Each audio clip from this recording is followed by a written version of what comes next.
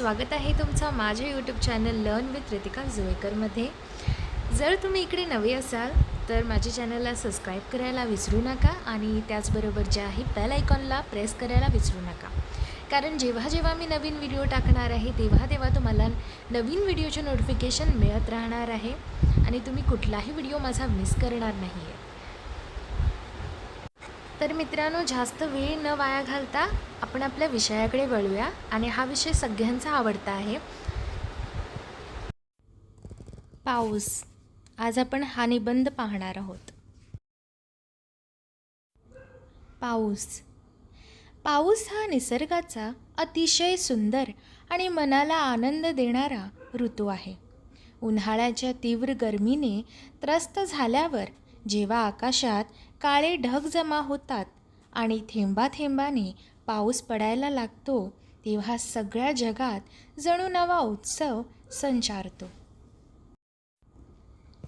मातीचा सुगंध दरवळतो, झाडांना नवे प्राण मिळतात आणि सारा निसर्ग हिरवीगार होतो।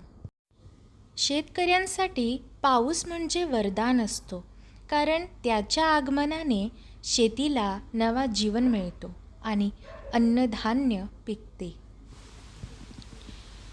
लहान मुलांसाठी पावसात चिंब भिजणे, कागदी होड्या सोडणे आणि चिखलात खेळणे ही आनंदाची पर्वणी असते।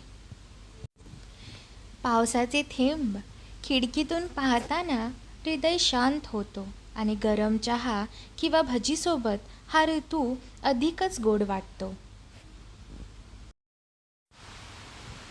पावसामुळे जरी कधी त्रास होतो, जसे की रस्ते खराब होणे किंवा वाहतूक ठप्प होणे, तरीही त्यांचे सौंदर्य आणि महत्त्व कमी होत नाही।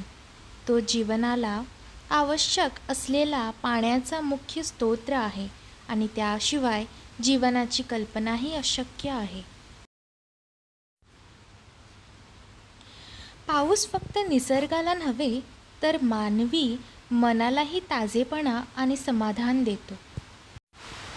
त्यामुळे आपण पावसाचे स्वागत मनापासून करायला हवे आणि त्याच्या थेंबामध्ये दडलेल्या निसर्गाच्या प्रेमाचा आदर करायला हवा। परीक्षेमध्ये हा निबंध तुम्हाला नक्कीच जे आहे मदत करणार आहे। व्हिडिओ कसा होता तो आवडला असेल तर लाईक करा, शेअर करा, कमेंट करा आणि त्याचबरोबर सबस्क्राईब करा। भेटूया आपण आपल्या नेक्स्ट व्हिडिओमध्ये। थँक्यू।